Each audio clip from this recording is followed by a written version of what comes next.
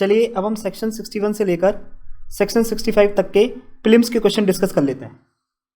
काफ़ी सारे लोगों की कंप्लेंट थी कि सर आपने सेक्शन 61 से लेकर 65 तक किसी भी सेक्शन के प्रीलिम्स के क्वेश्चन हमारे साथ शेयर नहीं करे।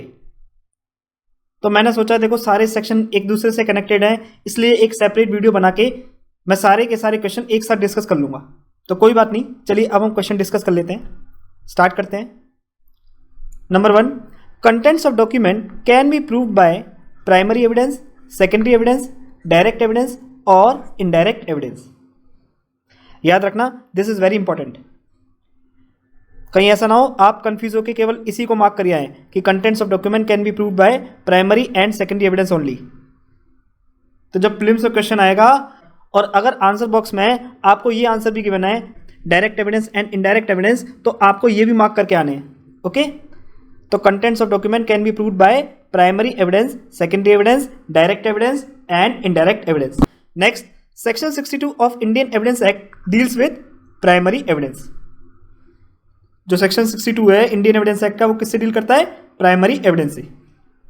Next, primary evidence of a document means documents itself. Primary evidence of a document means document itself. Next, when number of documents are all made by one uniform process, as in the case of printing, lithography or photography, each is primary evidence of the contents of rest। इस तरह के question जो है वो बहुत important है, इसलिए आपको जो सेक्शन 63 में एक्सप्लेनेशन प्रोवाइड कर रखी है वो बहुत अच्छे से रीड करनी है। अक्सर 4 स्टेटमेंट फॉर्म करके यहीं जो है वो गड़बड़ कर देते हैं क्वेश्चन में कि primary evidence of the contents of rest या फिर secondary evidence of the content of rest. इस तरह की 4 कंफ्यूजिंग स्टेटमेंट आपके आगे प्रेजेंट कर दी जाएगी। ओके, तो याद रखिएगा सेक्शन 62 की एक्सप्लेनेशन और सेक्शन 63 के जितने भी क्लॉजेज हैं उन सबको बहुत अच्छे से देखिएगा, ठीक है।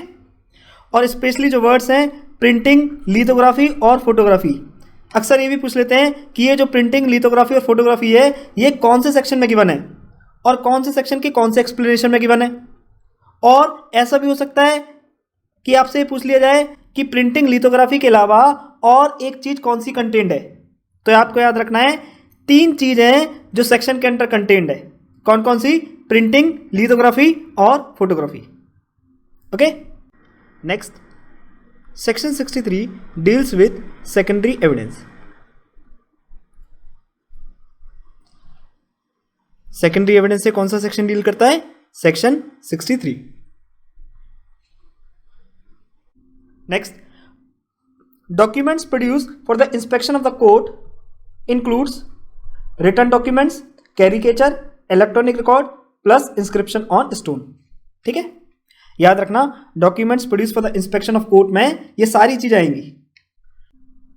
Next question, secondary evidence is admissible where the non production of primary evidence has been accounted for. Okay, next question, oral accounts of the contents of a document by a person who has seen it is secondary evidence। Next, oral accounts of the contents of a document is admissible when given by a person who has himself seen plus read the document। क्योंकि हमने क्या discuss किया था? word seen includes read also। Next, Section 65 deals with circumstances under which secondary evidence is admissible। Next, Section 65 deals with admissibility of secondary evidence। Next, Section 65 provides rules of inclusion of secondary evidence।